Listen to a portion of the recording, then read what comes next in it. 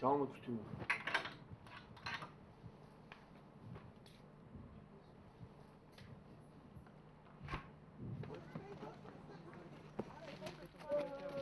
Кланял се.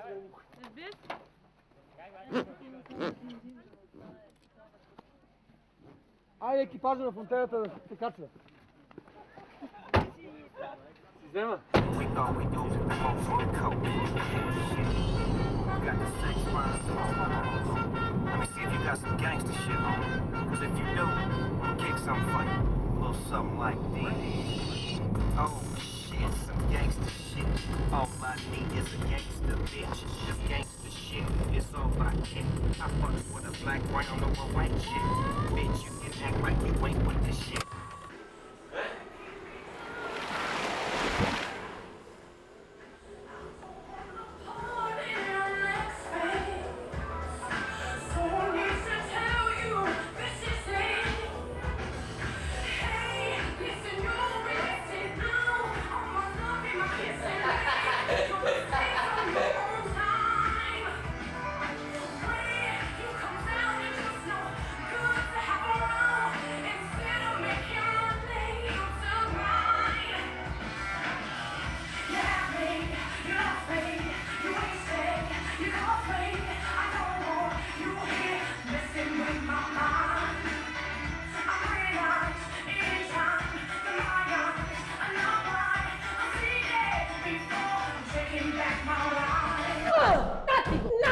Представяш си сега, че това е гнева ти. И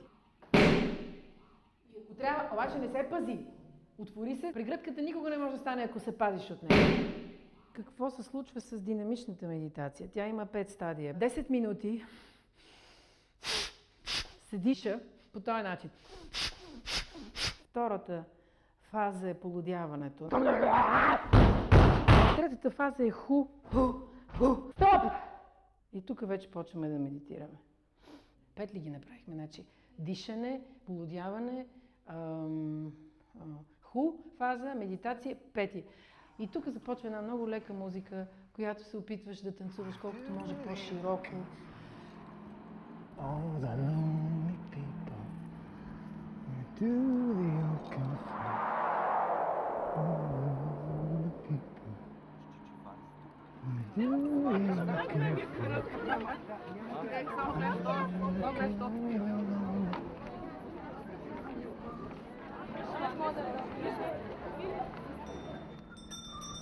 По-скоро за разписка. Това ще използвам. Супер. Какво ще правим? Ще има много времето. да. В принцип и за днес обещаха да вали.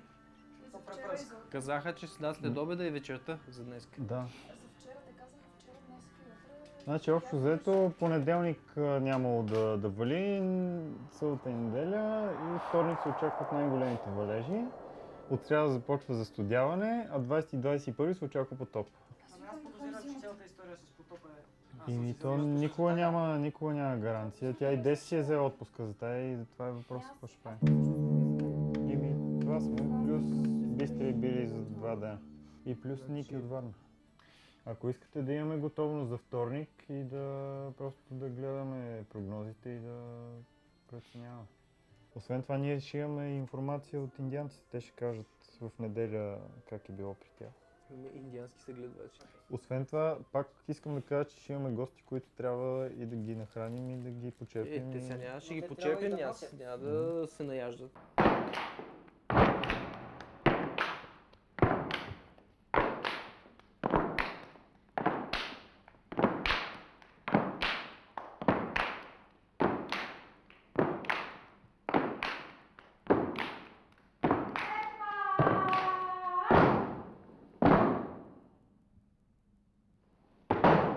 Много трябва да мислите за посока нагоре, да няма никаква посока напред, за да имам усещането, че някаква стена се движи към мен. Иначе просто сте танцуващи девойки.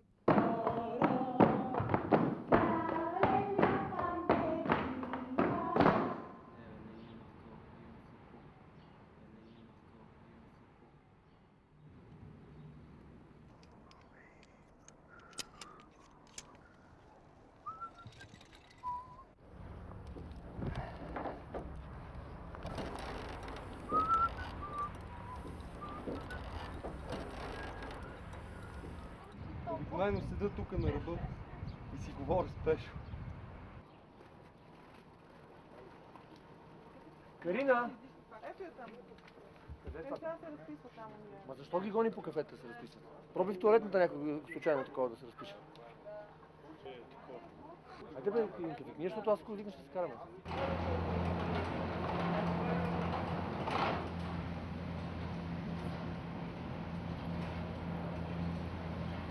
Значи мислете, никакви кацания такива тапанарски, никаква тапанарска отворена дистанция. Аз вече се катера нагоре. Ай. Там виж. Място да се взема такова какви поляни има. Огромни.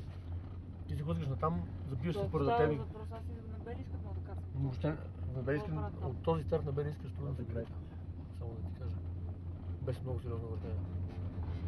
Това го знам.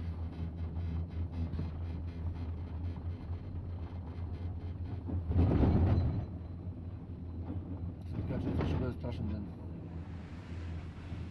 Жълтата къща замести по някакъв начин изписание по-скриптум, който спря. То спря същата есен, в която аз намерих къщата.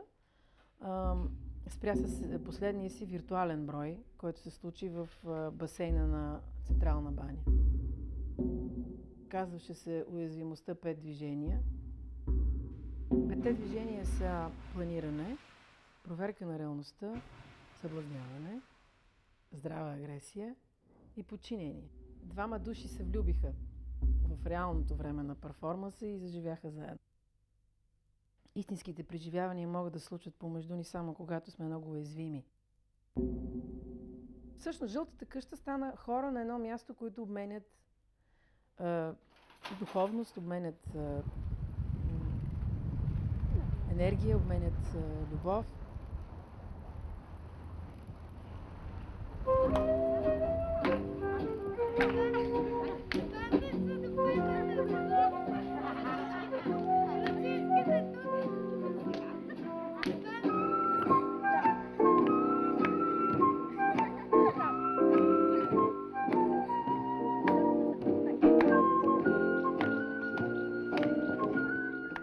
Точно широка лъка ми, не знам, аз мисля, че мястото ме намери.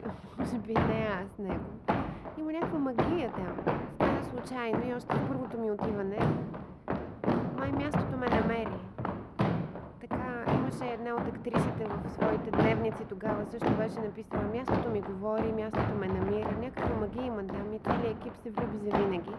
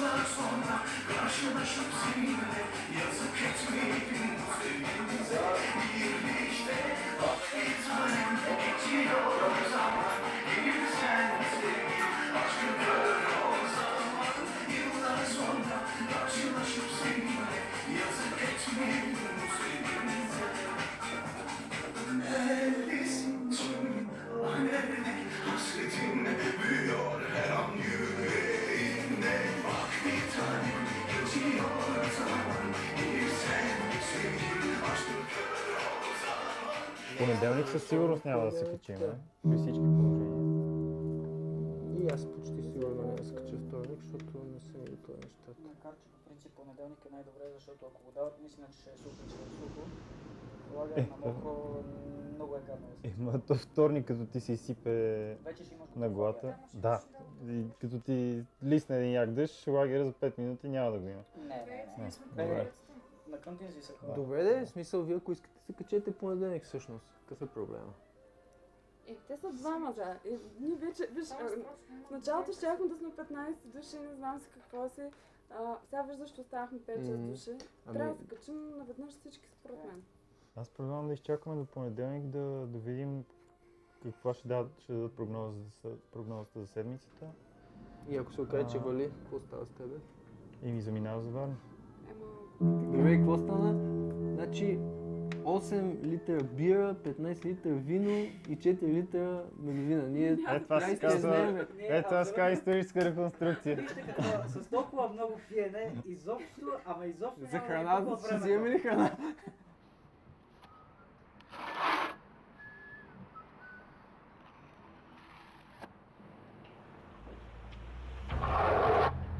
Петър се казвам и съм на 25 години. Определям се като пич. Уча социология в Софийския университет. Може би вече от 6 години, тъй като последните 2 години съм прекъснал. Сега си мисля да записвам и някаква друга специалност, защото смятам, че не трябва да се ограничавам само в едно нещо. В момента съм доста обещи прави изолация. Топлоизолация на един блок. Боря се до утре да свърши и утре вече да измина в морето. Дюшемета и паркет, циклех, лакирах с един приятел много добър мой. Заедно циклихме паркет и дюшемета 4 години. Циклихме почти целият център на София. На времето по сгради боядисахме, за да може да си платиме изкачванията на само там. Циклихме една седмица, за да ходим един месец на Банско. Боядисахме пролетта и есента, за да може да си изкараме цяло лято в Рила или примерно на Враца, или пък да отидем някъде по Кавказ да катериме. Слагахме противогазите в името на после на свободата. All the lonely people, where do they all come from? All the lonely people, where do they all come from? Обичам места, които просто няма какво да спре окото ти.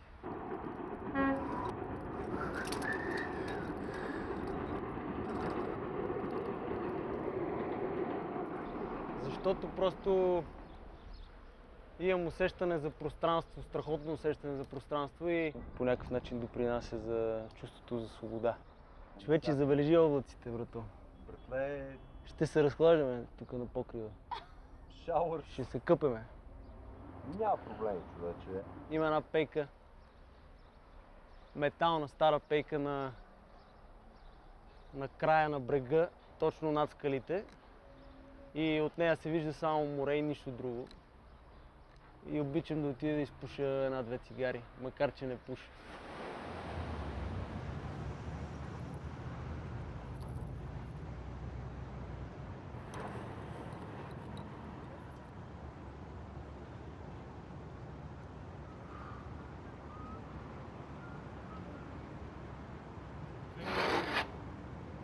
Определено бих казал, че се чувствам постоянно супер мръсен и постоянно имам нужда така от едно море под себе си и просто да се откача от всичко и да си скоча долу.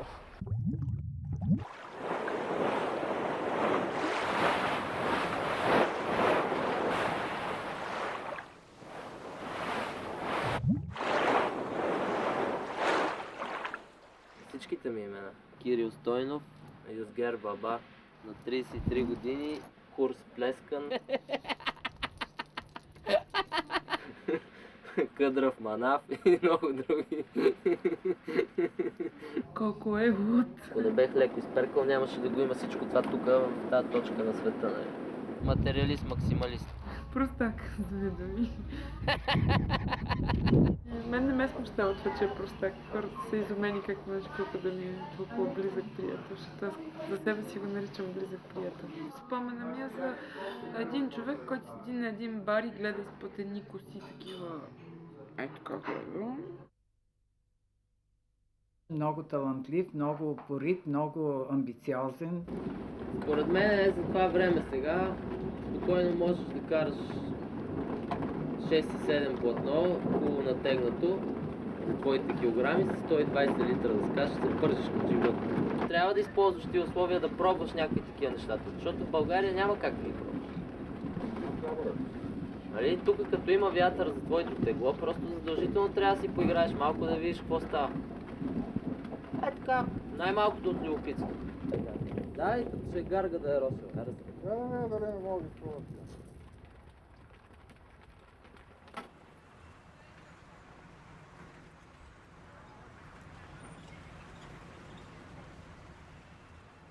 Искам своите рокли. Шапки с панделки, цветя и животни, преследвани от ловци. Огъня котка в ръцете им, още топло прене с уши, лапи и опашки по вятъра. Колата, бременна с толкова пъти ще искам.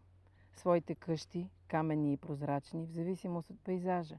Децата ми, мека светлина, плодове върху масата. Искам своите книги, моето страдане, съпругът ми, незадължително и близък приятел, и другия, притежател на моето друго тяло, което ме изненадва. Своите есени, зими, пролети, как беше, да, и лета. Да ги преброждам, понякога сведена до една красива ръка, и моята лудост, като гигантски цветя, като тиква олекнала, като тресавище, в което изискано да потъваме само избраните. Това е училището по летене. Казвам се Виргиния Захариева. Мисля за себе си като за човек словесен. Хляба си съм си изкарвала като журналист, сега като психотерапевт. В живота си съм построила 2 къщи, написала съм 3 книги. Майка съм на 18 годишен син. Търся да намеря някой, който е забравил думите, за да си поговорим. Вейджан, което е вятър и ред. Това е моето име на китайски.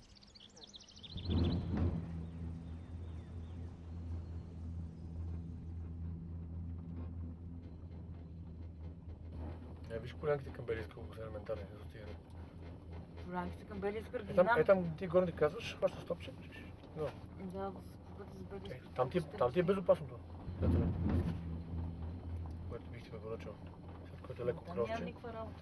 Леко кросче. Да, е са. С 5 км с крилото на гръб. 5 км как пък ги сметна.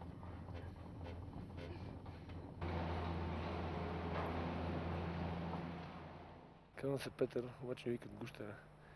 Дълги години съм се занимавал с алпинизъм и оттам си спечелих прякора фактически. Понеже пещерняците на алпинистите ми викат Гущери, защото се пържат по скали.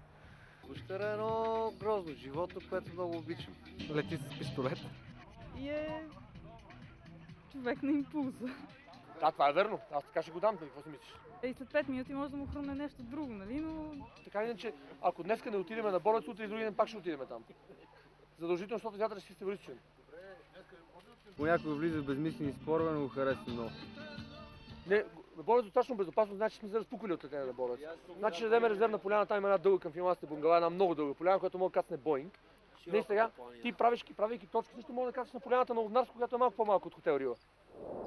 Ако беше малко по-разумен, никой нямаше да се хване да прави състезания. Назад имаме доста голяма зона, тя ще е съобразена с задачата, но напред повече нямате право да ходите, защото има 28 изтребителя. Брифинг долу в 2. Имате 20 минути. Който успее да стигне, почваме офроуда.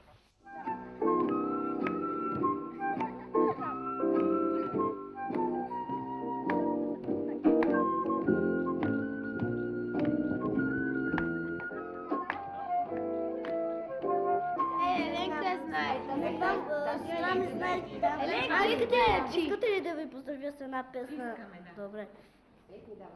The Bambi and I McDonald, dum diddy diddy doom. The Bambi and I McDonald, dum diddy diddy doom. Na McDonald says they walk, dum diddy diddy doom. Na McDonald says they walk, dum diddy diddy doom.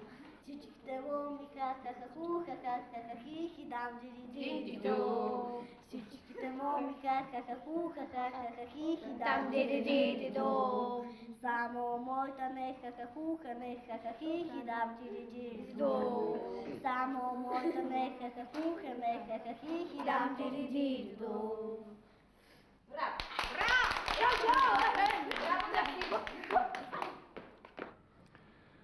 Elena is a bright light, По-скоро съм късметлия, нещата си стават във времето. very strong and fierce light, Малко работохолик, може би повече отколкото трябва. glows in the dark, I can say that. At night, when the moon is shining down, the light is reflecting on Elena, and Elena is reflecting on the moon.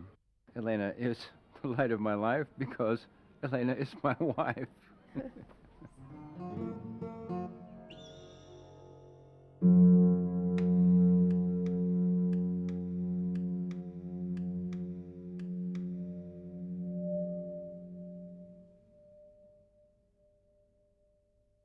Здравейте, уважаеми дами и господа!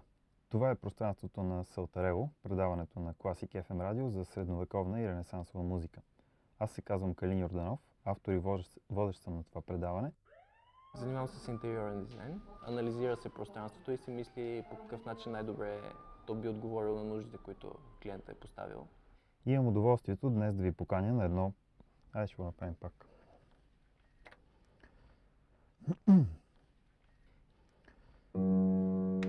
Три години преди да се срещнем, аз мечтаях за създаването на такова общество в България. Търсех такива съмишленици, направих няколко опита, докато водех предаването Салтарело. Записах една реклама, в крайна сметка тази идея пропадна. Една моя позната ми каза, че в един форум в DIRBG някакъв човек е пуснал постинг, с който търси хора, интересуващи се от средновековна история, култура и реконструкция. По интернет пускаш постинг за създаване на средновековно общество. Как ти изглежда? Анахронизъм. При което просто Ето тотален акт на отчаяние, общо взето. На практика прочетох своите мисли, своите чувства в този постинг. Веднага написах отговор. Бях толкова развълнуван, че обърках телефона си, в който в този момент в постинга, който бях пуснал. Броях часовете и дните, макар че не минаха повече от 2 дни, в които така ме ядяха едни въпроси. Сега ще се обадят ли тези хора? Това майтап ли е? Сериозно ли има такива хора, освен мен? Много ясно си спомням деня, който му се обадих. Там, където работех отпред, има градинки. И си спомням как слязох долу, понеже тогава работехме на 7-ми етаж. Слязох долу на спокойствие сред дървчетата. Беше много хубав ден. Му се обадих. И така започна всичко.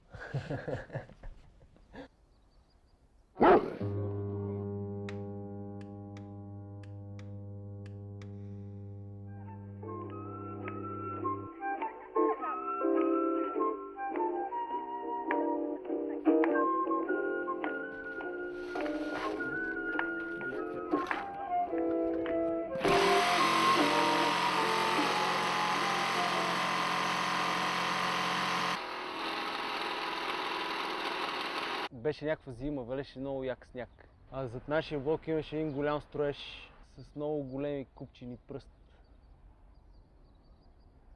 И си спомням, че ходихме с приятели и си представях, че си скачам на Еверест или нещо такова. Някакъв такъв спомен беше. Една приятелка на майка ми, на родителите ми, която беше унгарка. И тя ми беше донесла едно страшно хубаво, малко зелено рицарче, такова пластмасово, което беше страшно добре изтипано, нали? Отливката беше много качествена, с с страхотни детайли, нали, по шлема, по щита, по доспехите. И аз се бях побъркал от радост, като го видях, защото тогава по това време в България нямаше такива неща.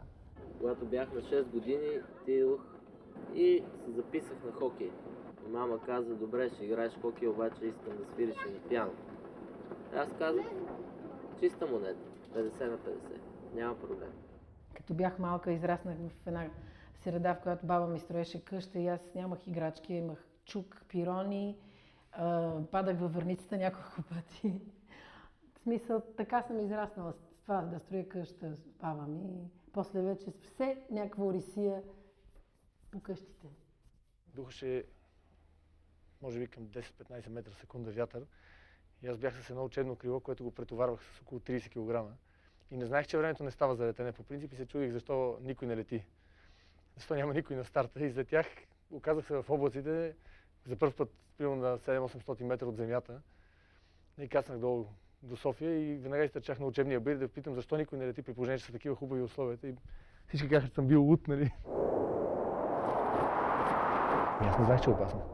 Баба ми и дядо ми живееха в една стара къща в Стария град, в Пловдив. И те бяха кръцки емигранти, на които беше предоставена тази къща. И тя беше огромна. И там живееха някъде около 11 емигрантски семейства. И аз страшно обичах да ходя там и да си прекарвам времето. Всеки давах идеите и ги организирах. Понякога играех и 2 роли, ако нямаше достатъчно деца. Още в училище, това ме влечеше това да се занимавам с музика. Имахме училищна банда. Създадохме една група, която се нарича Исихия. И от 3 години насам съм с новата си група, която се нарича Ирфан. Ирфан е нещо като мистично познание, нещо като познание за Бога, за божественото проявление, но не интелектуално познание, а познание добивано посредством откровение. Всъщност сещам се за още един такъв момент, ужасно важен. 85-6-та, не съм съвсем сигурен, излезе един филм Ескалибур на Джон Бурман. Значи въпреки, че от сегашната си гледна точка знам, че филмът е страшно объркан исторически. Беше много такъв, много силен, много енигматичен филм. Всъщност този филм е така действително изиграл огромна роля в усещането, в търсенето на духа на нещата.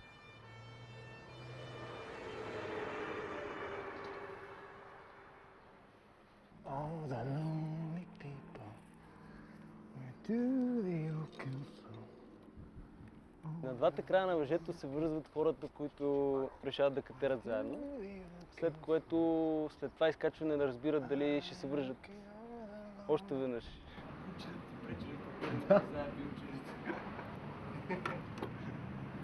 Отидох на изкуствената стена в двореца на децата да се катера за първи път. И там Пешо така ми показа как да се катера и какво да правя. И общо взето той беше най-първият човек, с който се запознах. И до ден днешен сме си супер добри приятели. Абсолютно има 2-3 души, може би, които могат да нарека истински приятели и просто на тях им вярвам безрезервно. И смятам, че човек така, без да има някаква среда такава, точно близка, много зле.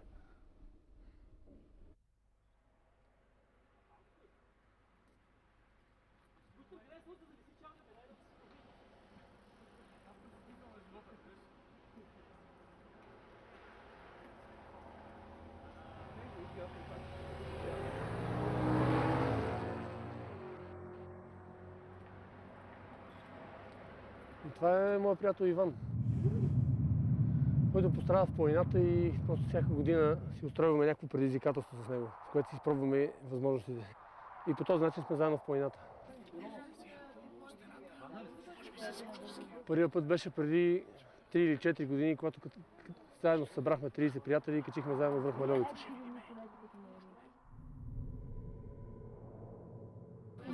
Обаче трябва да се пуска според мен. Той да прогони маршрут, той да го пуска тук. Да, хубаво е се пуснем по двама души.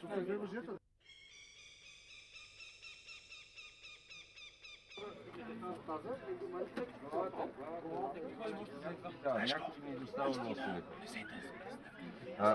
А тръгнеш ли да търсиш истината, това е да си нарушиш душевния мир. По-хубаво ни я търси. Чакай, че ни записвам.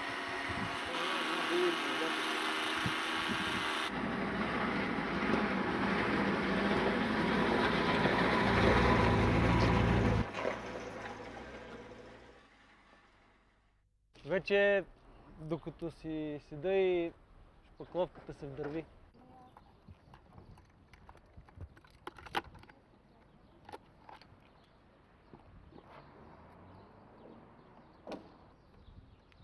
Много се кефа да ходя в Родопите. Самото място някакси цялостно ти създава усещането за открито пространство. Там си ходя доста редовно. Имам къща там. Има една малка къщичка, вдясно от нея къщата е моята. Почти през цялата година има и такива супер мистериозни мъгли. Някакви такива съвсем леки, виж, точно някакво едно движение. С много бледи цветове, такова размито. Обаче се получават жестоки картини. Супер маняк съм на такива картини. Имам някакви вкъщи, имам една книга. Точно някакви такива неща са рисувани и така добре са нарисувани, смисъл така добре уловено, че ще кажеш, че е истинско. Като се събудиш сутрин, нищо не мога да ти развали кеф. Нашето мате сило е различно, се превърна в лебедя си. Нашето мате сило е различно, се превърна в лебедя си. Това пате трябва веднага да се маха от тези деца, защото е по-различно от другите. Защо така? Ама то си е мой, то може да плува. Добре. Добре, само спазвайте правилата. Първо, никакви цигари, никакъв алкохол, никакви бири, никакви киприт, защото ако запалите къщата, ще стане спечен петел. Виждате опит на театралното ателие да направи първа репетиция на Грозното патенце. С цялата си душа и сърце идваме тук и да работим. Там открихме, че съществува дом за отглеждане на деца. Деца, които повечето са сираци или са от такива много неясна семейна среда. Само майка познавам, Майка се казва Мария. Аз моя баща го познавам. Той се казва, как беше сега? Иван? Не. Как се викаше? Живко. Не се казва Живко. Това му е просто пряко.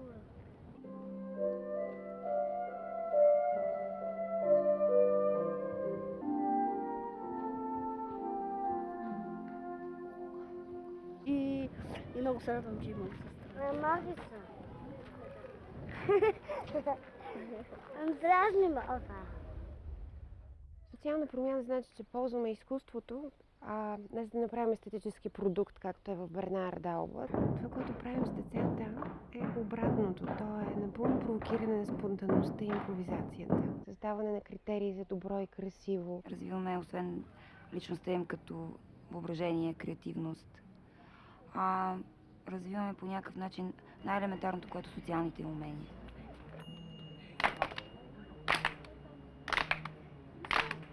Харесва ми преди, когато бях Херкулес, тогава след това бях капитан Петко Войвода.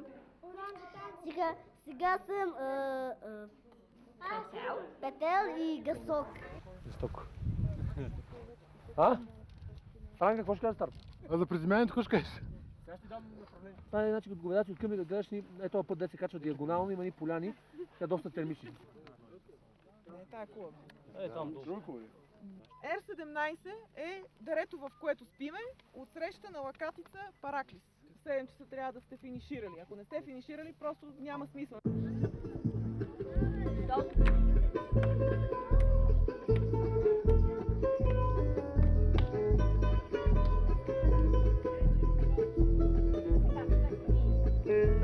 Нашето мате сило е различно, се превърна в лебедя си.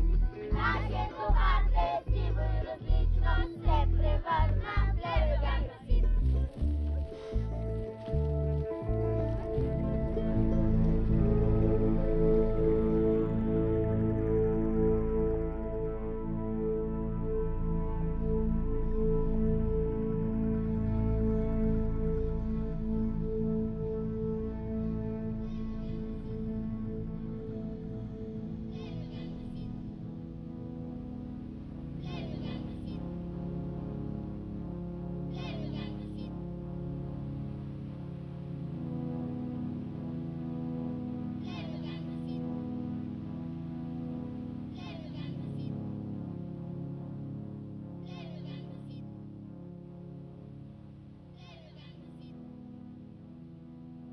Има най-красивата страна за летене специално. Просто много разнообразен релеф. Хората издигат в култ някакви баири, които извън страната, които не стават нищо за нея с нашата страна. Влезах с много голяма височина към точката, Веско го направи и аз влезах в някаква 1,5. Обаче много накъсана пак. Завъртях и изпуснах. А Веско направо заеба, замина към гората и на някаква височина, дето въобще престанах да го гледам аз. На височина на един бор и едно връбче кацнало в него. Завъртя нещо и аз го заебах такъв и като се въртяхме с тебе, кацам тук и само гледам. Над мене на 1000 метра и ми се изкъсна потника. Това е една много ценна поредица на Българската академия на науките, нарича се Избори за българската история в случая. Те биват от латински и гръцки, ето това са гръцките. Да речем, тук виждаме една хроника на един фундаментален византийски историк Никита Хониат. Текстът е даден билингво на средногръцки и на български преводът. След това Дани имаше и други сериозни притеснения да не би аз да съм взел екстри. Тревичка. Успокои го, че носи само специален крем, с който ще му мажа дупенцето преди пал в секс. Но отехата за него бе за кратко, защото не след дълго му споменах, че носи игли и спринцовки, които ще трябва да ми бие в Мароко, за да продължа лечението си, което изисква колямото ми. Той отново потъна в помрачение. И той пише сега. Ти знаеш ли какви са проверките във Франкфурт? На летището ще ни разкостят. А дори да минем метър във Франкфурт, Мароко на границата, сигурно ще ни е бът. Ето, например, нещо малко по-различно. Скандинавия. Едно прекрасно издание на български език. Куре, ако спуснем самолета, имам само една от тех. Ще го тъкнем Йово, той така му вика на Иван, Йово. Ще го тъкнем Йово в хангар номер 3, ще го съблечем. От мен да мине, ще му оставим каскетчето и чорапките и ще му се кефим в продължение на часове. Самолетите и двата ще се редуват да кацат в летището му и... Кафеварката хвана чайника за чучура. Потече много мляко с малко кафе. Или ръцете на любимия разсеяни са днес. Завесата мегали с вятър отдалеч. Ето тук той ми е пуснал едни завеси. Не ми е скучно. Мога да ви покажа именно разрешаване на такъв публичен спор между мъж и жена. Мъжът влиза в един изкоп до раменете, подава му се само главата. Жената с една бухалка отгоре може да го налага и той има право да се защитава по определен начин. Абе, куре, да не би да ти е писнало да ти опъвам жартиера или вече те боли газа и са ти се разтеглили джуките. Колко една бездна може да се каже, такъв, че една бездна винаги не знаеш какво има в нея, колкото и да я обхождаш.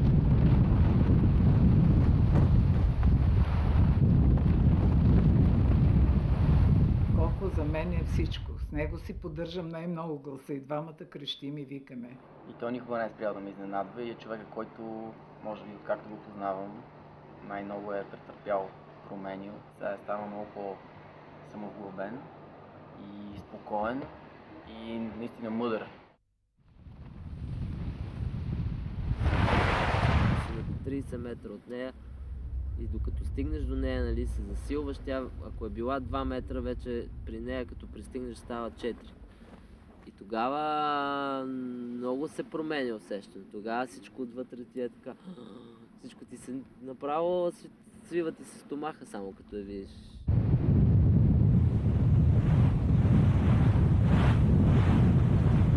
Там се прави хубав джайп на скорост, да можеш да набереш скорост. И тръгваш и трябва да се подготвиш за един луп, трябва да бъдеш много подготвен, психически и физически.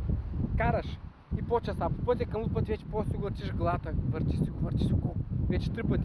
Ръката назад, знаеш всички движения машинално. Краката си хубаво навътре в страпа, защото не трябва да си си ги набиваш навътре, защото много важно, като направиш, ако пазиш краката си зад от дъската и нищо не става.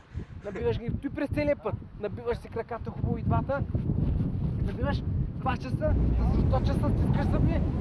Пиш си това шамара. Палата виждаш? Ето е сега, сега ще съмре! Ще съмре! Ти скача! Като съмре, да съмре! Върчиш, не знаеш какво ставиш, че във въздуха си горе, бам, паш, прибиваш се като куче. Обаче като го направиш, като паш, като се прибиш като куче, това е така болка сладка. Умираш като боли, се смееш едно готино, така една, като дрога ти. И това е. Съмре ли? Съмре.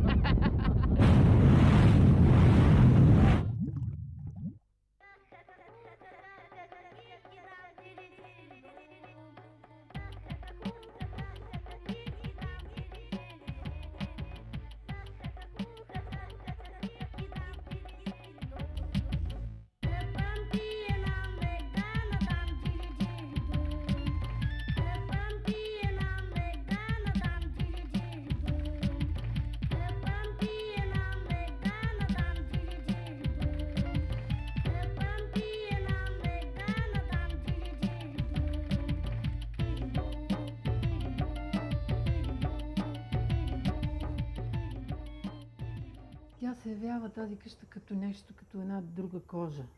Аз идвам и забравям за очертанията си. Тук идват хора, които да медитираме, да си говорим, да се учим един от друг на различни техники. Къщата е като начин на живот.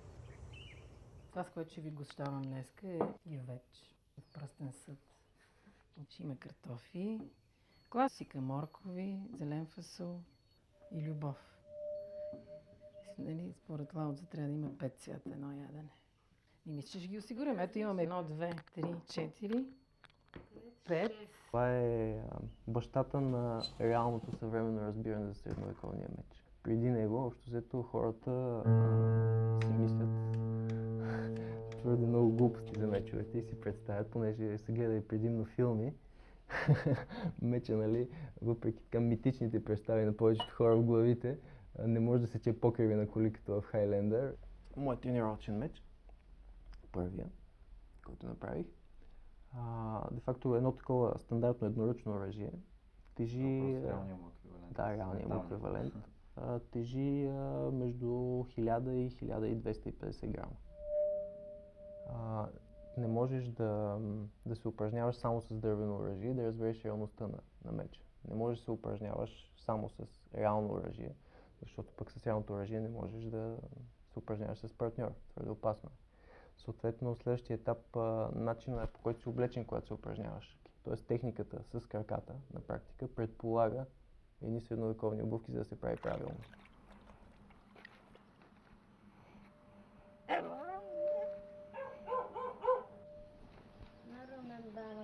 Аз не знаех, че си тук. Не знаех, че си тук. Кога си за това? Защо? Ей, току-що. Ай, сега дойдох. Къде ли си? Да. А майка ти как? Няма ги. Няма те. Няма да дойде. Мастика ти нося. Добре дошъл. Добре, Не може сенчак, мерси да си жив и здрав сенчак. Напали огъня. Направи си едно кафе. Колко души живеят тук? Ами целогодишно само 3. Тя не е цялата година. А кой живее тук? Една баба, един дядо и още един човек.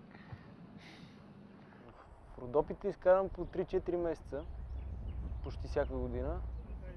Къде ти е шапката? Виж каква ми подариха.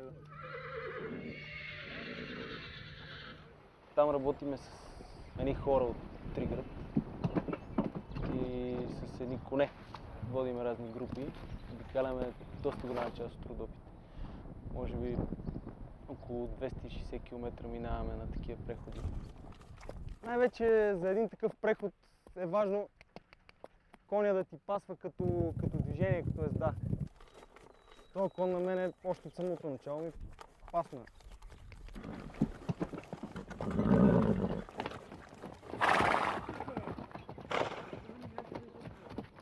Браво! Браво!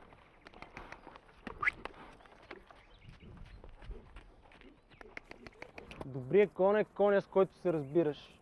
Тоест всеки един кон може да бъде добър, стига да си научил езика му и той да е научил твоя. Също така добрият кон е бързия кон и коня, който възстановява бързо силите. Това е. Целият ми съзнателен живот е минал под някаква сянка така на това животно.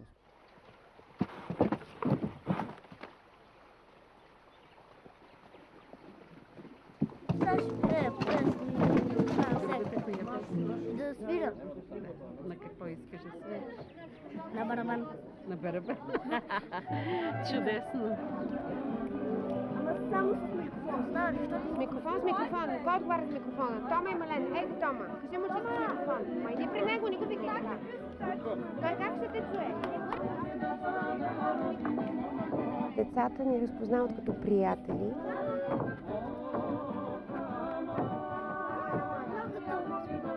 Модела приятел вече съществува в тяхното съзнание. Приятел-артист. Той е човек, който идва и си отива и пак се връща. Съм човек, който идва, мястото малко го променя и това, че хората, които ме срещат тук, посредством общуването с мен, най-вече децата също, може би има някаква промяна.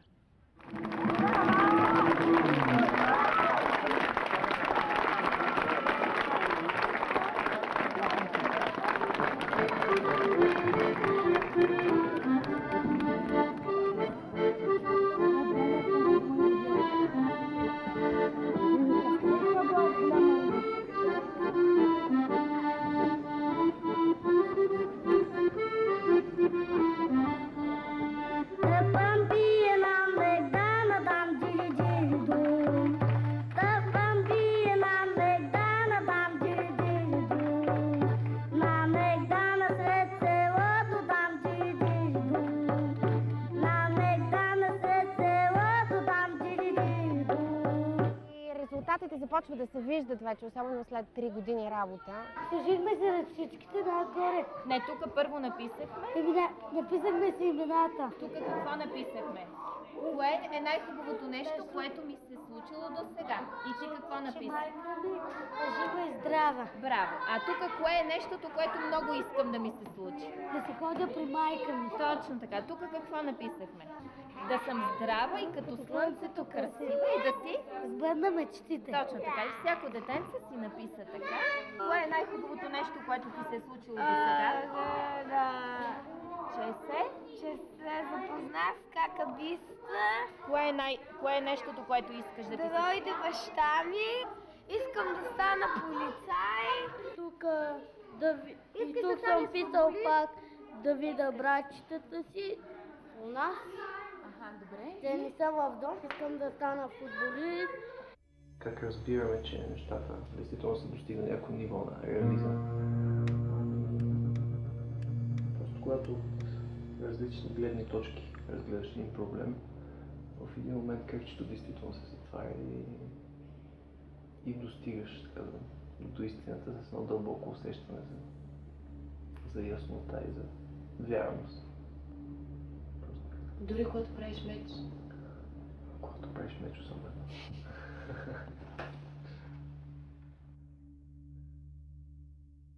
Започнах да лета и бях при военните, имахме занятие.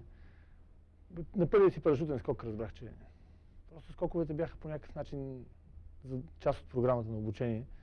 И аз мислех да си изкарам задължителните 3 скока или колко и да се занимавам повече с това. В момента, в който се отвори за първ път парашута над мен, и разбрах, че много съм се объркал. Че това няма да е края.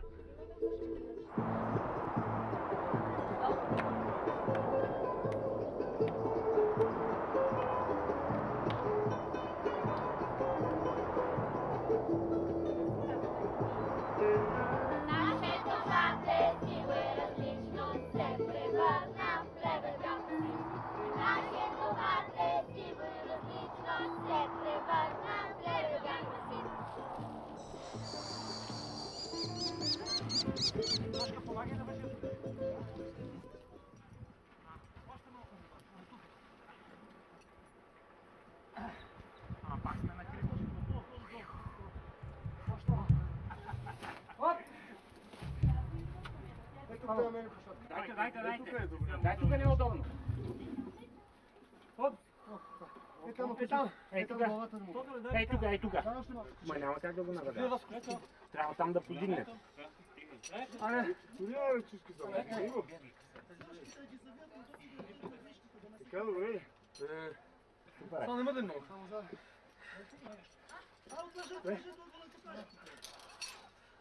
Той вентар ще трябва ли повече? Ще трябва да се нагоре евентуално.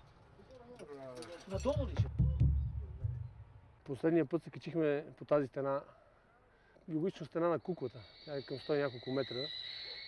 Това беше, може би, едно от най-големите предизвикателства за нас. Като възможности, като техника. И същевременно просто пак се катерихме заедно с него. Възхищаваме дързостта. Дързостта да хората се занимават с непознати неща и по някакъв начин да се наскачат възможностите непрекъснато.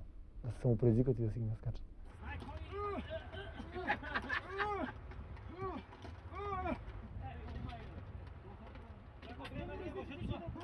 Иване, разявай ти пред себе, лаката дойде, виж, усети ли се?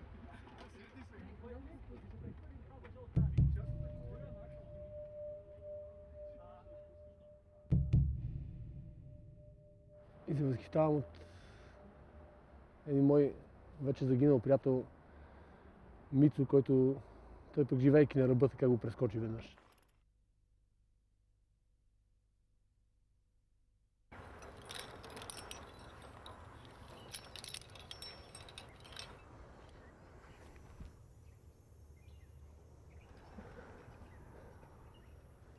Това е една страхотна поредица на Museum of London, в която пък имаме такъв тип извори на оцелял текстил и тъкани от средновековието. Най-важният извор, който аз притежавам в личен план, чаках около 6 месеца да излезе от печат на английски, латински. В един момент, когато човек събере всички тия компоненти, някакси кръга се затваря и усещането и разбирането за нещата става изключително цялостно и по-скоро вече се чувства, отколкото се възприема интелектуално. Значи, това е нещо, което е трудно да се опише с думи и да се осмисли като така вербална информация, защото това е някакво лично преживяване на нещата. Неща, които не е необходимо да се именуват, не е необходимо да се назовават. Те се преживяват, те се случват на езика на сърцето.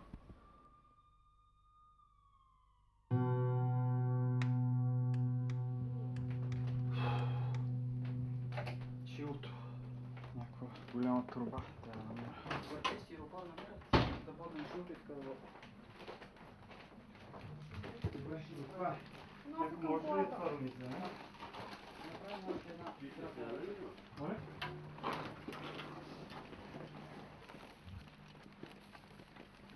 Моите раници вътре ще сложим. Току-що получих един СМС, някой ми е объркал телефона явно. Ходи ли ти се на плаж, разбрах, че има яки вълни.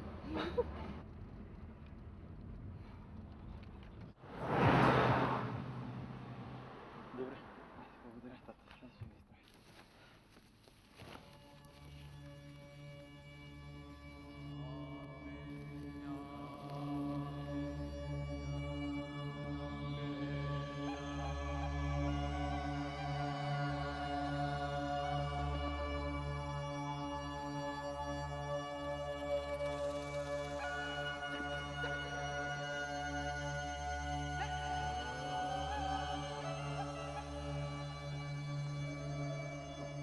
Модус вивенди означава буквално начин на живот. Както... В буквален смисъл просто. Да, не в този буквален смисъл. Разбиране, отношение към Да. Разбиране за живота и най-вече отношение към живота. Моята лична мотивация, нали, да участвам и в това нещо е, че чисто и просто да можеш поне за няколко дена да ти самия, нали, да го използваш за машина на времето.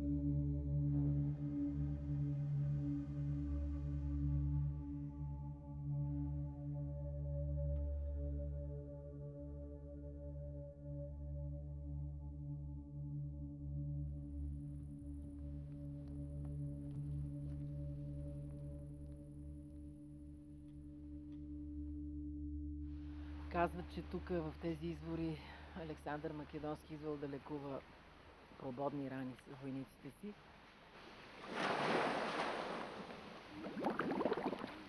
Защо човек се чувства толкова добре, като потича малко по плажа и поплува или отиде на масаж или на една сауна? Нищо не се е случило реално на ниво глава. Той просто е заземил, ребалансирал си, раздвижил си енергиите, освободил излишната енергия, натрупвана в блоковете, защото това е проблема. В нашите блокирания по тялото ние задържаме страшно много енергия, която точно тя ни е необходима за удоволствието от живота. Иначе ние си вършим работа. Един човек, който си на едно бюро и цял ден и цял живот тегли една ярема, той ще си върши работата. Но той е дълбоко нещастен, защото никога не се разгъва, не се разтяга. Не въздиша дълбоко, нали? Просто океана се движи с такава скорост към тебе и тези стени, които са гладко подредени равномерно една след друга, просто се леят като едно петолиние и ние сме едни нотички по това петолиние. И ти трябва просто да минеш, да изпееш тази ария вътре. Може да звучи налудничево, но така го чувствам и наистина.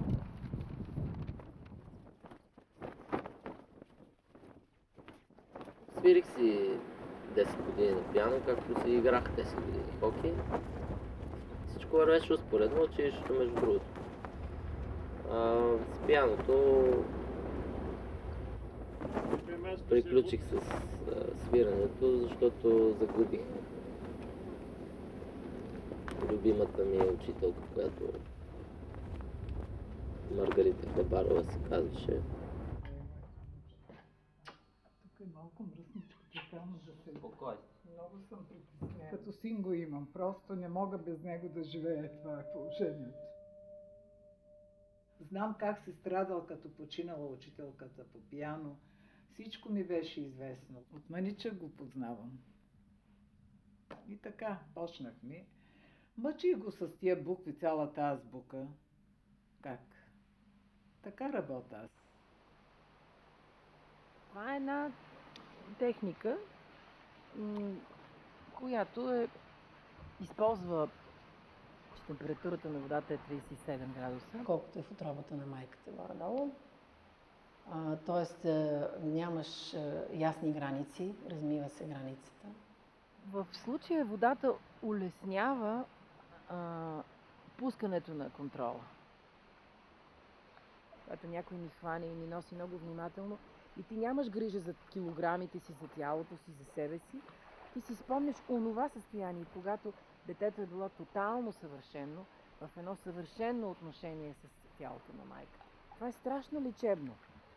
След това ти вече си много по-лек, някак си много по-разширен. Те обикновено хората почват да се усмихват широко. Става една ходеща усмивка и нещо като котарака в Алиса в страната на чудесата. Нали? Остана по едно време само усмивка. Хрумна ми това да ходя на уроци по пеене по абсолютно инстинктивния начин, както се записах и на хокей. Можеш да обясниш и да изтанцуваш толкова много неща с гласа си. Да ги изваеш, да ги накараш да бъдат агресивни, да бъдат нежни, да бъдат плавни, да бъдат силни, да бъдат тихи. Farà frio, farà frio, farà frio. 95% от пеенето е въздуха. Това е положението. Може да имаш най-големия и хубав глас на света, когато ти липсва дишането. Опората, това е въздуха, тогава По-горе. Occhio non dorma più. Occhio non dorma più.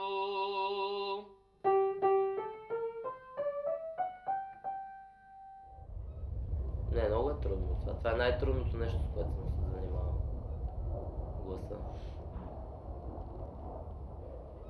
Много трудно там се постигат неща и се изглаждат неща и се затвърждават и стават, им даваш цвят, даваш им живот, даваш им всичко. Много трудно можеш да докараш една фраза да оживее, да има в нея истинската сила на света. Той толкова добре се справя с дишането. Той 5 месеца да бъде някъде и да се върне, да е карал само. Достатъчно. И аз знам, че той ще изпее веднага Брабре Брио и ще ме продъшне. И въздуха му стига. Докато всички, хълмори ми са въздуха, не мога. Защото ние не се движим. Много е свързан спорта с пеенето.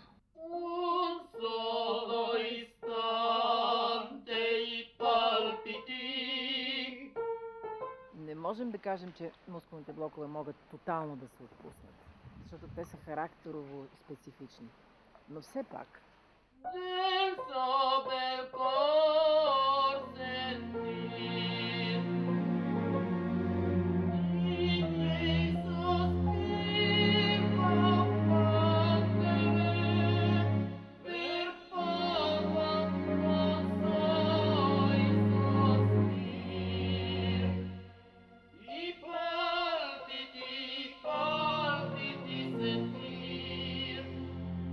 Като завърша някоя фраза хубава или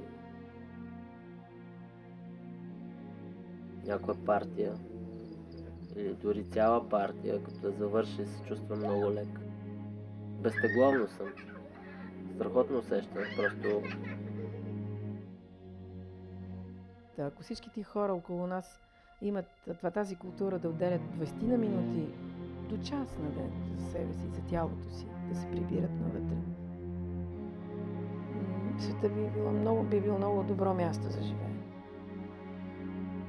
Аз като завърших, което се беше 2001, след това се върнах във Варна. 3 години, така че не сме се виждали в този период. И сега декември, като почнах докторантурата и като се върнах в София, се срещнахме и така разбрах, че направя обществото. Покани ме и така запознах се с другите. Не бяхме колеги с Калин. Един същи курс. И сега съм докторантка към факултета историческия, но за съжаление не го работя. Това, което ми харесва. Се занимавам с история, примерно. Било към университета, било към музей, какво ще да е. Ама такова е времето. Секретарка, шик другарка. Английска инженерна фирма. Максимално неподходяща. Ама трябва да се вадят пари от някъде. Според мен човек все пак е важно да не се отказва от мечтите си. Не за известно време. Преди да го отрепи всичко останало.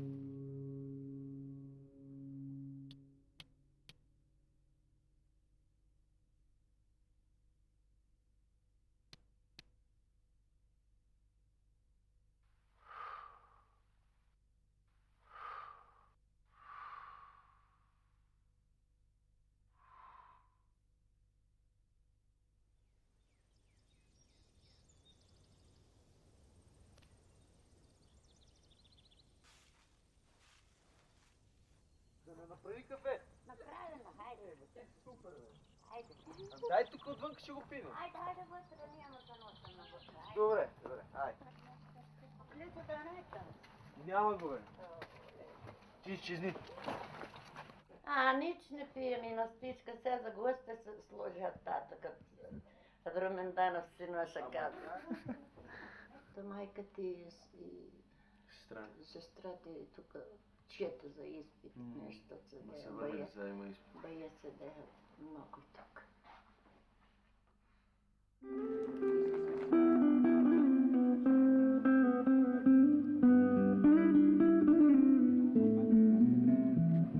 Александър Кадушилов, кмет втори мандат на кметството Широка лъка. Лятно театрално училище е един голям празник. Той е още по-голям за децата от дома Катя Иванчева в Широка лъка. От останалите домове Орехово, Чокманово. Днеска имаме гости от Девин, от Смолен, даже от Панагюрище.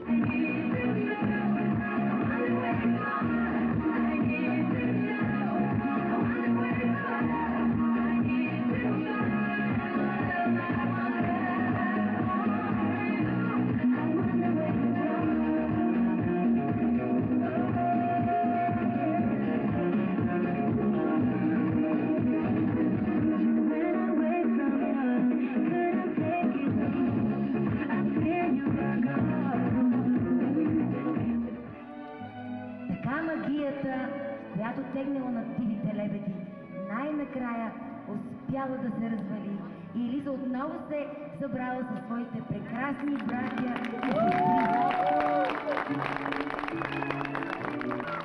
Бръмбър втори Марианчо, ястовичката Ради, бабата китайка Ариф и жабока Ники.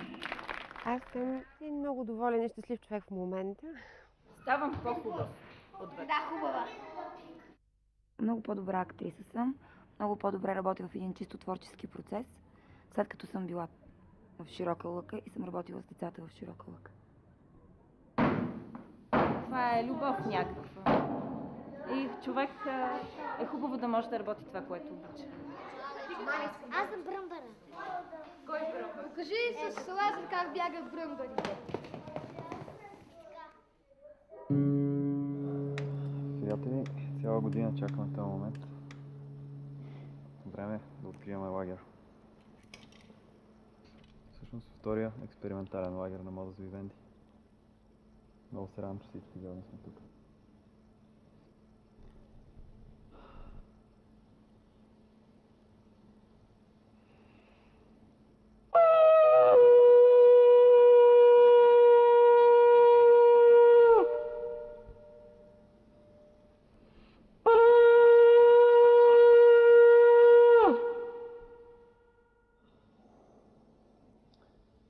Здравица.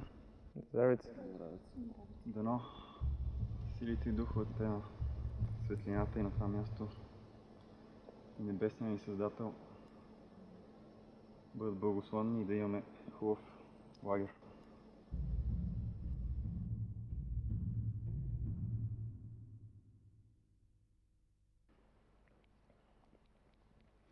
Още веднъж благодаря на всички, които са тук. По стара средновековна традиция ще кажем една молитва преди да започнем обяда. Ще я кажем на латински и на старославянски, на църковнославянски. Pater noster, qui es in celis, sanctificetur nomen tuum, advendiat regnum tuum, fiat voluntas tua, sicut in cielo et in terra. Panem nostrum quotidianum da nobis hodie, et dimitte nobis debita nostra, sicut et nos dimittimus debitoribus nostris. Et ne nos inducas in tentationem, sed libera nos a malo. Амен. Най-важното е да се съобразяваш с вятъра, да танцуваш с него. Защото ако не танцуваш с него, той просто трябва да бъдеш партньор с него. Трябва да можеш да му влизаш в темпото, за да ти помага. Иначе ядеш големите шамари.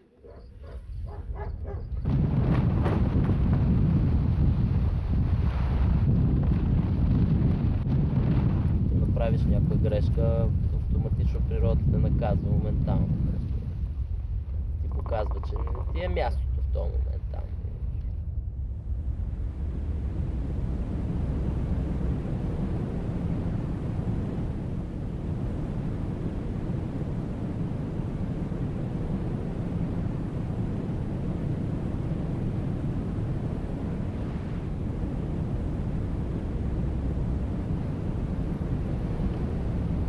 Океанът те изплюва като мръсен парцал на плажа и това е. Събираш сили и отново за втора серия и така. Сечем дясно рамо, сечем ляво рамо, сечем горе, сечем първа, сечем широко, назад, мушкане. Обикновено се атакува най-близкото нещо, което е срещу вас. Ето това нещо. От тук крачка напред, покриваме, сечем. Както виждате, тук се получава едно естествено движение, което ни дава сила и за защитата, и за атака. Мушкаш, излизаме, прихващаме и сечем. Четвърта позиция отгоре, диагонално надолу. Идеята е, ако продължи неговото оръжие, продължи надолу, то е извън мене. Важно е оръжието да се спре в така наречената слаба част на остието или първата третина, която е до гарда. И първо, по този начин прекъсваме силата на движението. Мечът е толкова свързан с средновековния живот, че едва ли не той е символ на средновековието, в частност за този социален слой, на който той е приоритет. За мен това е специфичният начин, през който търся отговори в средновековието. Значи това общо взето включва така целият материал, който сме покрили. Отче наш, иже си на небесех, да свети се име Твое, да прииде царствие Твое, да бъде воля Твоя, яко на небеси и на земли. Хлеб наш насущни даш нам днес и остави нам дълги наша, яко же и мъже оставлявам дължником нашим. И не веди нас во изкушение, но избави нас от лукавого, яко же Твое царствието, силата и славата. Отца и Сина и Святаго Духа ни пресни во веки веков. Амин. Ами, заповядайте. През цялото време става дума за едно и също нещо, за енергия, която се излива в различни форми. Това е. Дали тази енергия ще вземе формата на къща, която ще изглежда така, или ще бъде формата на едно дете, или на една любов, или на един гювеч. Леле, трябва да го намалим.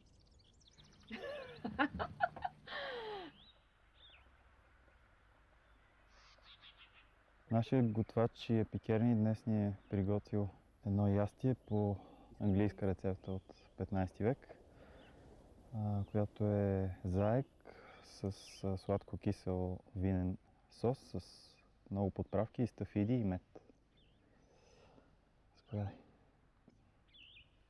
Едва когато облякохме тези дрехи, когато поживяхме няколко дни с тях, осъзнахме, че те са част от този свят, че са част от най-естествената форма и най-естествения ритъм на живота и осъзнахме колко всъщност неудобни са нашите собствени дрехи и тези от началото на 21 век. Това не е някаква шега, между другото. Средновековните дрехи Или не е някаква поза. Да, средновековните дрехи са изключително практични, изключително удобни, функционални. Красиви. Това са най-хубавите дрехи, които имам. И въобще меча ми и дрехите, това е моето лично богатство всъщност. Това са най-ценните неща, които притежавам. Благодаря на моята майка. Без нея това щеше да е невъзможно. Мисля, нямаше да е реконструкция, щеше да е реквизит. Всичко, което е по мене, е излязло от нейните ръце, бот по бот. Това е невероятен труд. Може би няма реален начин да й се отблагодаря, но поне мога да го кажа. Моята реконструкция е на испански благородник, на испански рицар, който е на поклонничество, на път към светите земи, тъкмо в епохата на кръстоносните походи. Ами аз пресъздавам една девойка от крепостта Пеклюк. В Гралово се е намирала тази крепост. Ако наистина има прераждане, съм сигурна, че съм живяла горе-долу 11-12 век в тази крепост, защото винаги съм го чувствала много близко място.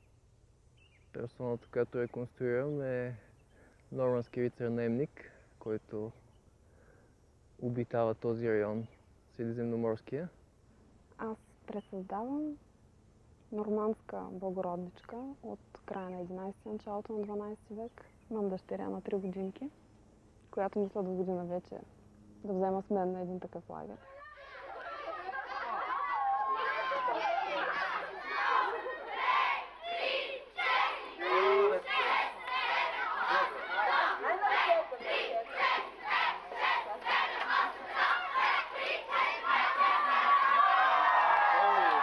Искаме се те да реализират мечтите си.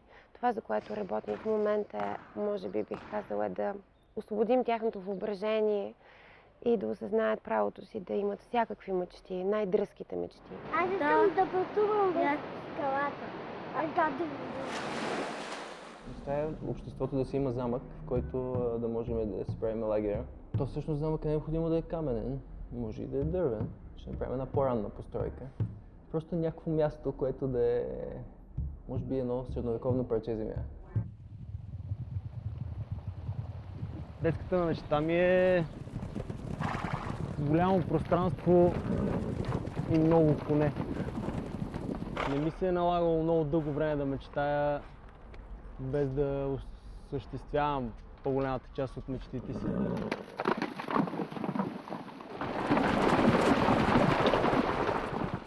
Последното нещо, което правих за първи път. Да, сетих се. Написах любовен роман. Двете гейчета в Мароко. Много се кефа, защото това е... Аз не мога да пиша. Имам 3 в дипломата си по литература.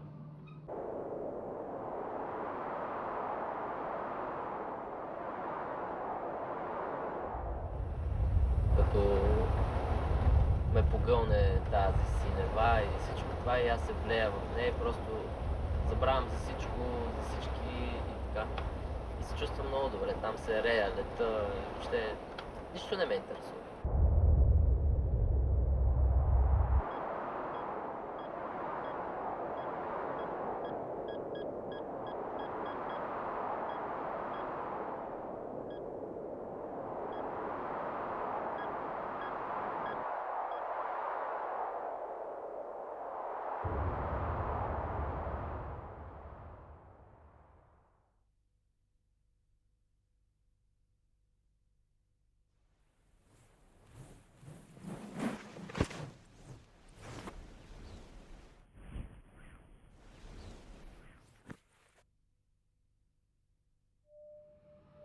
Човек винаги мечтата му била да лети. Във всички спортове вече върха на екстремията е, когато човек скочи, и в мотокроса, когато скачат и с байкове и така нататък. Това е просто най-лесният начин човек да се окаже във въздуха и да усети свободен полет. Да лета, много обичам да лета. Искам да съм във въздуха постоянно.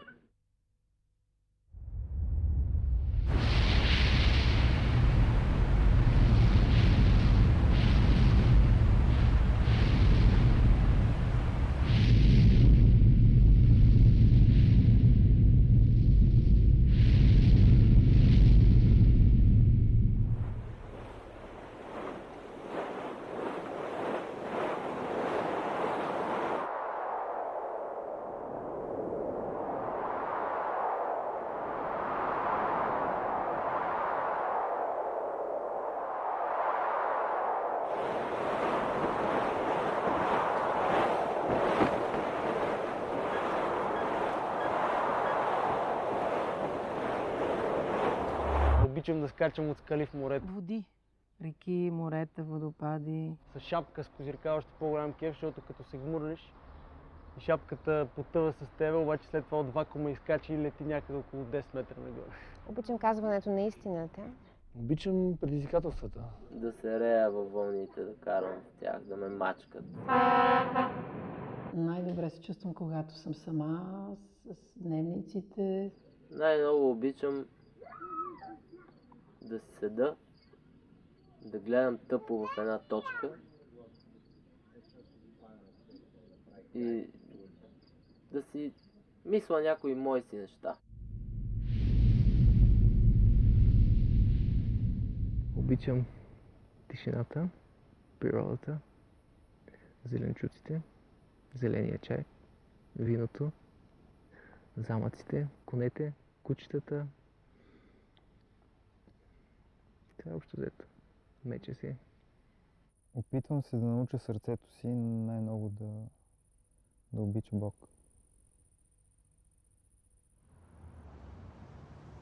Сърцата са нещо много истинско и само един човек ми ги подаря. Моя ангел. Ние сме като черното и бялото. Като приказката Красавицата извяра. И всяка година по едно сърце. Monte mari cubava, покажи си бело лице, чекалям да го погледам. Абре, момче, хажмите, много периона. Абре, момче, хажмите, много периона. Там има черни череши, гледаш колко много има.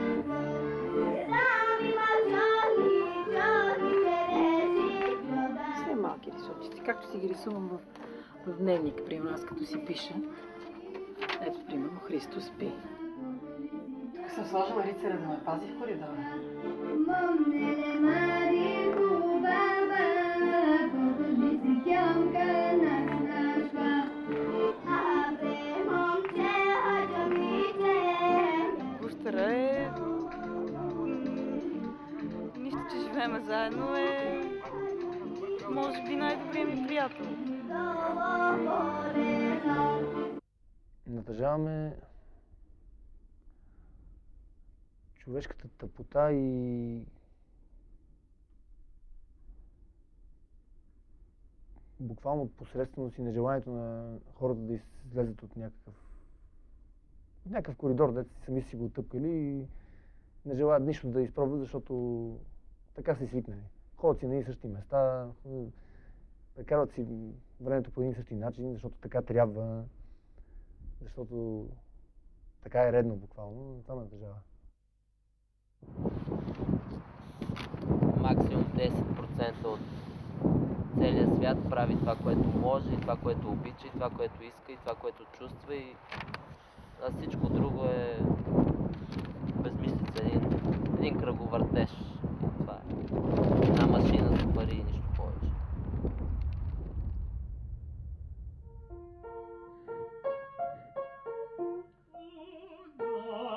Un solo istante. Un solo istante y palpiti del sobremor sentir y mi sospiro fandere per poco non soy sospir. Това е на Митко, тук той малко пише по-така особено и затова тук му го преведохме. Обичам майка, баща ми и кака бистра. А тук от какъв искаш да станеш? Тук искам да стана магьосник. Del sobremor sentir. Опитваме се наистина да доловим, ако щете, менталитета, ако щете, чувствителността, светогледа на средновековните хора. И вече близо 3 години се опитваме да правим това. Лично на мен това по някакъв начин внася светлина и смисъл в съществуването ми. Дава ми допълнителна енергия. Помага ми да имам един позитивен поглед към света и вярата, че пътят, който съм избрал, е правилен.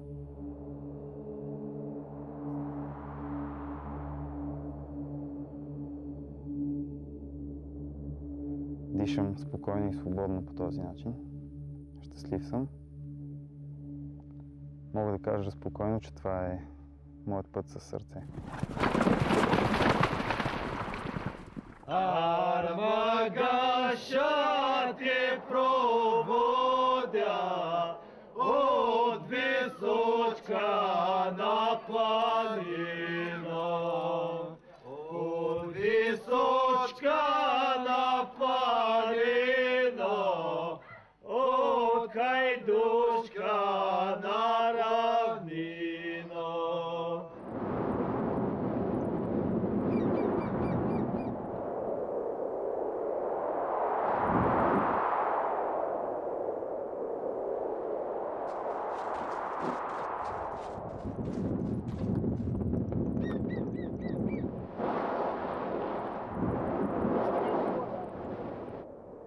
Ти си представи колко е тъпо от страна на Орела, който знае, че най-голямото пиле тук и изведнъж пристига нещо много по-голямо от него, какъв стрес преживява и колко дена му трябва да се оправи от него.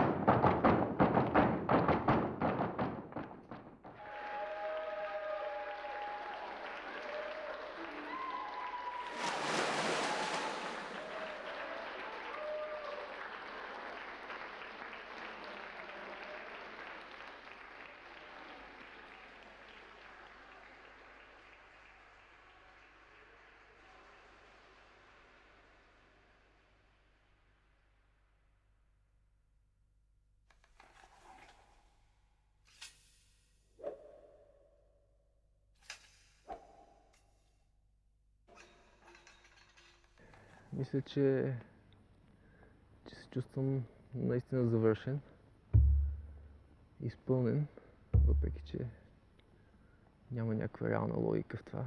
Един човек от нашето време да се чувства завършен в рамките на 13 век. Може би това е някаква част от мене, която има нужда от това. Не мога да дам логическо обяснение. У дома си се чувствам. Аз съм човек на път общо взето и нямам афинитет към конкретно място, към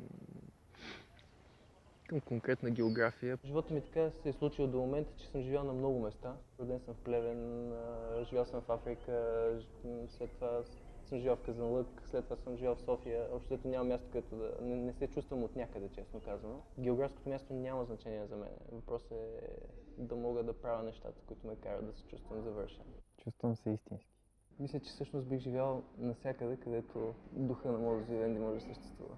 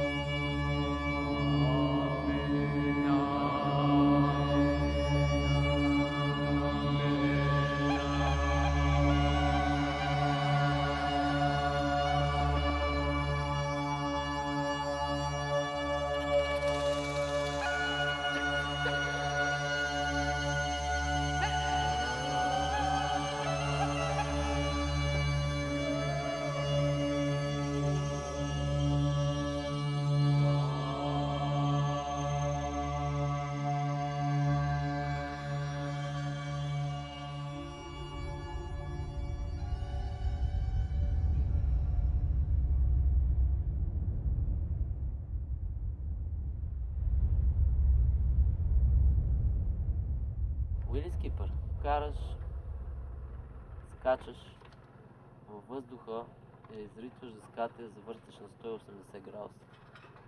И кацаш, тя каца с финката напред, с опашката напред, а ти самия трябва да останеш върху носа на дъската. Така дъската, кацайки се плъзва няколко метра по водата и ти в това време обръщаш платното, прихващаш го от другата страна и тръгваш наобратно. Трудно ли? Трудно е, да. Много пъти съм си вкарвал финката в задника по време на тази маневра. Колко време се учи? Не знам, аз се уча от 3 сезона и още не мога да кажа, че е правил на 100%. Просто някой път става, някой път не става. Сложно. Но е фън. Трябва да се правят такива неща, трябва да се опитват, защото иначе малко зациклиш само в нещата, които можеш.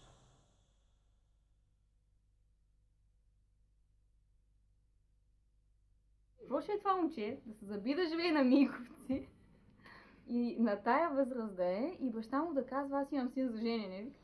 Той е някакъв изпаднал. Имам годиница. Аз си го представих с дълга коса и брада и някакъв отвратителен. И октомври месец ще се жени. И гледам Иван на един покрив, по такива работни гащи с едни биташки джапа, които тия 2 лева, нали знаеш? Ама един готин такъв изпечен на покрива. Аз като я видях, тя ходи тъй.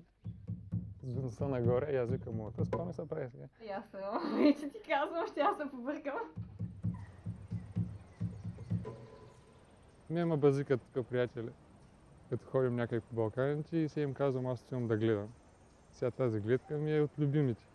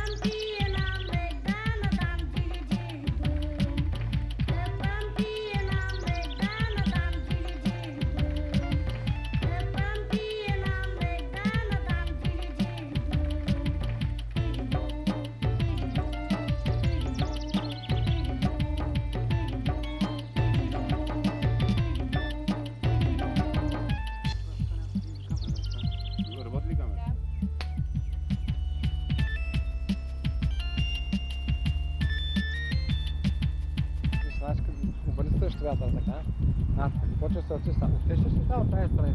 Аз това го знам.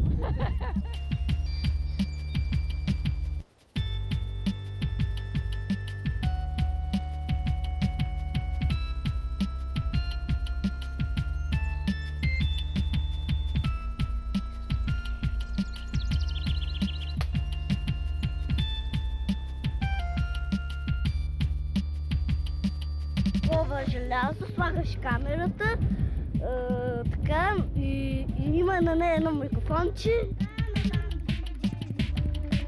Това не е микрофон, например. Защото това е въздух сега. Това е въздух. Невидимо е. Там съм на 43 години с бялата шапчица. Давам интервю какво ми е донесло от Тунрийската революция. Mare mari cu baba,